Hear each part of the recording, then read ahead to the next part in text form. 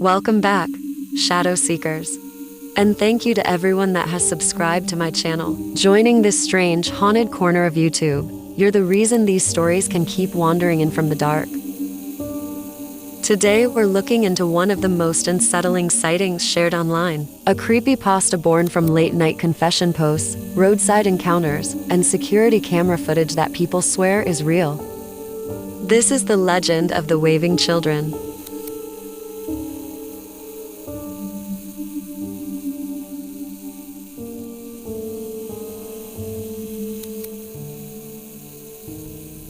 The story usually starts the same way. A person is driving home late at night, the roads are empty, the sky is black. And out of the corner of their eye, they see a child. Just standing on the side of the road, not moving, not crying, not lost, just waving.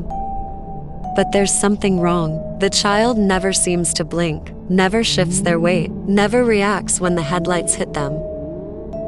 Some people say the children are pale, almost gray, as if the color has been drained out of them.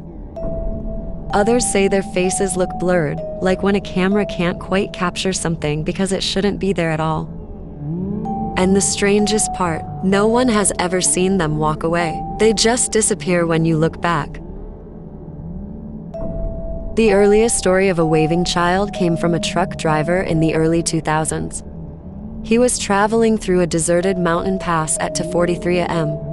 He saw a small figure standing by the railing, a boy, maybe 7 years old, waving slowly back and forth, not side to side, but front to back, as if his whole spine bent like rubber. The driver pulled over, thinking the child needed help, but as soon as he stepped out, the boy stopped waving.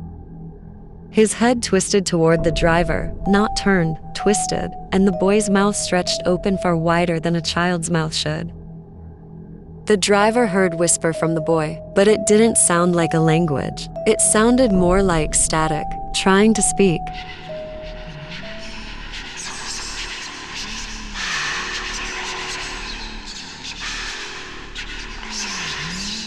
The driver got back into his truck, drove away as fast as he could. But when he checked his rearview mirror, the boy was suddenly standing in the middle of the road, waving again. People online have tried to explain who, or what, these children are. Some say they're spirits of kids who died in roadside accidents, looking for the last person who tried to help them. Others swear they're not children at all, but shape-shifting entities that mimic innocence to lure people closer. One chilling theory suggests they are interdimensional glitches, figures trapped between our world and another, only visible at the edges of human perception. And then there's the final theory, the one most believers refuse to repeat.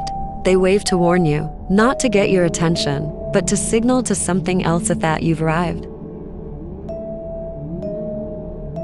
A teenage girl posted her experience on an old horror forum. She was walking home from a friend's house late at night when she reached a quiet crosswalk. Standing there was a little girl in a white dress, waving calmly at her. The girl thought she was lost, but as she got closer, she noticed something terrifying. The child wasn't facing her. Her back was turned. She was waving toward the empty street. Just as the teen took another step, the child's waving hand snapped backward and pointed directly at her. The teen ran. She said she could hear footsteps behind her the entire time, but she never saw anyone behind her. She never took that route again. A farmer in rural Wisconsin saw one of the children from his kitchen window. It was standing in the field, motionless except for its arm, slowly waving toward the house. He grabbed a flashlight and walked outside, yelling to ask if the kid was okay. As soon as the beam of light touched the child, its arm dropped, and then the child sprinted at him, not like a human, on all fours, fast, silent. The farmer fell backward, and the creature stopped inches from his face, still smiling, before collapsing into a pile of dirt and grass, as if it wasn't a body at all.